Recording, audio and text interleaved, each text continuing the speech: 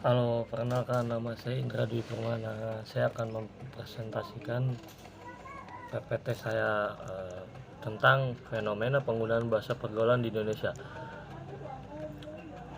Latar belakang. Menurut Mulyana dalam Sari 2015, bahasa pergaulan adalah istilah yang mempunyai arti khusus, unik, menyimpang, atau bahkan bertentangan dengan arti yang lazim ketika digunakan oleh golongan orang tertentu menurut Pusat Bahasa dan Sastra. Dalam Hilaliyah 2010-2, bahasa prokem sering juga disebut dengan bahasa kode, artinya bahasa yang digunakan dan digemari oleh sebagian kalangan remaja.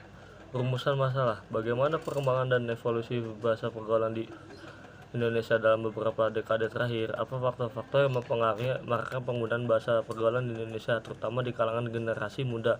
Apa dampak penggunaan bahasa pergaulan terhadap komunikasi dan pemahaman budaya di masyarakat Indonesia? Menurut sejarah perkembangan bahasa Indonesia berevolusi dari bahasa Melayu dan telah digunakan sebagai bahasa perantara selama bertahun-tahun, tidak hanya di Nusantara tetapi juga di sebagian besar Asia Tenggara. Seiring berjalan waktu, terjadi perubahan pengucapan dan pengejaan bahasa Indonesia sehingga tercipta bahasa pergaulan itu sendiri. Saat ini penggunaan bahasa Indonesia dalam kehidupan sehari-hari dan sudah mulai mengalami perubahan dan digantikan statusnya dengan penggunaan bahasa remaja yang biasa disebut dengan istilah gaul atau bahasa gaul. Dampak dari penggunaan bahasa pergaulan.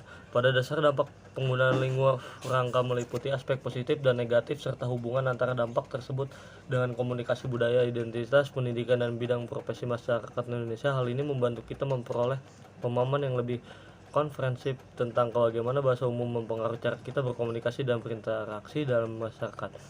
Perubahan dalam komunikasi. 1. 2. Pengaruh terhadap bahasa baku. 3. Dampak terhadap literasi dan pendidikan. 4. Dampak terhadap identitas budaya. 5. Perubahan sosial. 6. Dampak pada dunia kerja. 7. Efek positif dalam ekspresi kreatif, persebaran budaya dan pengaruh luar. Upaya pelestarian bahasa Indonesia harus dilestarikan karena sudah melekat menjadi identitas dari budaya-budaya Indonesia. Adapun upaya pelestarian bahasa Indonesia merupakan bagian penting untuk memahami bagaimana upaya masyarakat mempertahankan bahasa Indonesia yang baik dan benar meskipun terjadi perkembangan bahasa pergaulan.